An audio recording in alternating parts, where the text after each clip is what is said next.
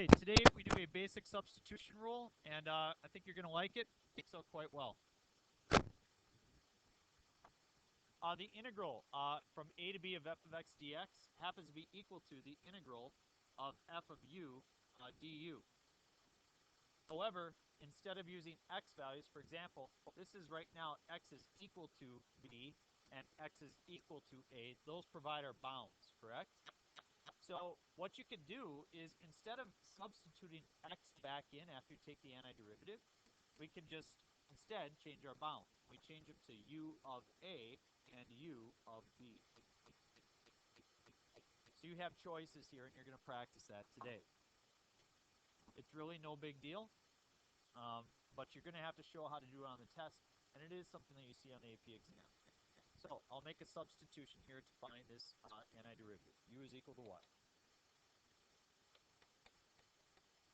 And so du is equal to 2x dx. 1 half du is equal to x dx. I have my substitution.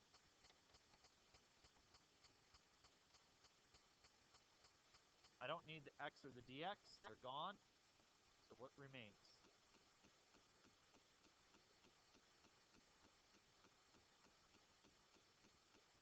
We're okay with that?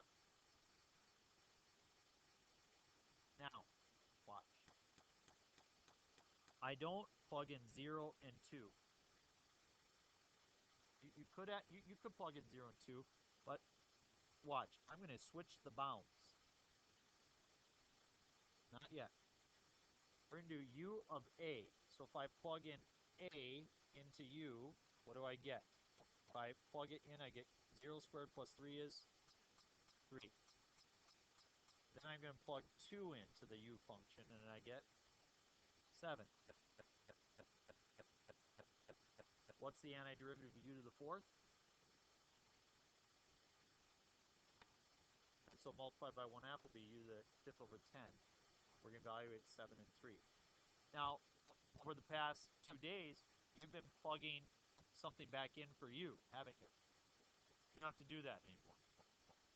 You can simply just change your bounds and evaluate it like this. 7 to the 5th over 10 minus 3 to the 5th over 10.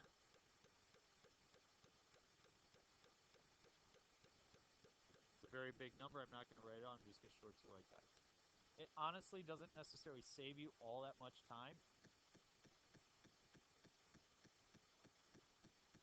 Just a different way of doing it. I will ask you specifically on the test in some scenarios to show me a change of bounds. Up here. That's the rule. You got to plug in a to the u function and plug in b to the u function. Okay? We'll try one more. I would say that this is a common point where I would encourage people to use it with sine and cosine. They like to get rid of those. So u is equal to what in this problem? Sine of x. Du is equal to cosine of x dx. So you can see that just goes away with my du.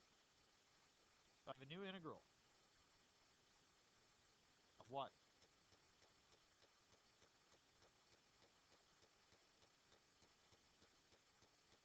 U cubed.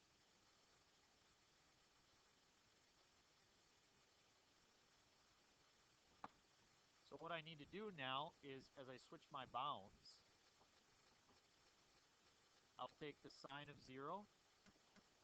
It is 0 because 0 has a coordinate of 1, 0 is sine the x value or the y value. And then we take the sine of pi over 2. Pi over 2 is 90 degrees, which is 0, 1, is sine the x value or the y value. Remember our basic trig? What's the antiderivative of u to the 3rd? 4th over 4. Evaluate 1 and 0. 4.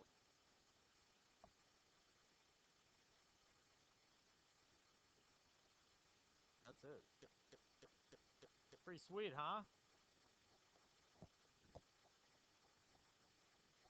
Here's Simon.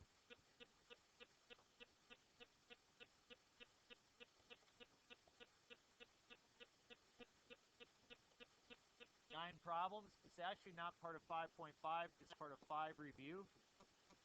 It's a chapter 5 review, and I just pulled some problems from there, page 369. There's 6 problems, 15, 16, 18, and 19, and 25 and 26. They'll ask you to simply evaluate the integral. I would like you to evaluate it, but substitute the bounds of integration like we practice, so then you can see how it's done both ways. Fair enough? That's it. Got a full work day tomorrow, full work day on, well, I shouldn't say full. I mean, we'll